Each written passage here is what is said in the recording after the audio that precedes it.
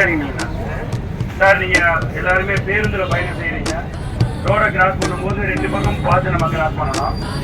உங்களுக்கு ஒவ்வொரு நொடியும் முக்கியம் தான்.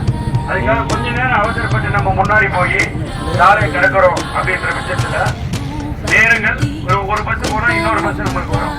இந்த நேரம் நம்மளுடைய குடும்பம் நமக்காக காத்திருக்கிறாங்க அப்படின்றத நம்ம மனதில் கிடைச்சி கொண்டு இருக்க வேண்டும்.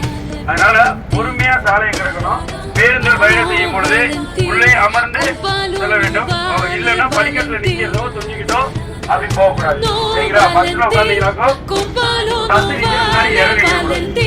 ஓடும் பேருந்துல ஏறக்கூடாது. எல்லாமே யாருக்காகனா உங்க நன்மைக்காக தான் சொல்றோம். சரிங்களா?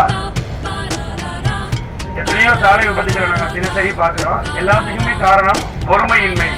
அதனால நிதானமா பொறுமையா சாலையை கடக்கும்போது சரி, பேருந்து பயணம் செஞ்சீங்கன்னா நமக்கு நல்லது, நம்ம குடும்பத்துக்கும் நல்லது. சரிங்களா? ஒரு சின்ன ஒரு கைமுறை நீடிக்கும் ஒரு நான் சாலையை கடக்கும் பொழுது பொறுமையாக கவனமாக இருபுறமும் பார்த்து சாலையை கடப்பேன்.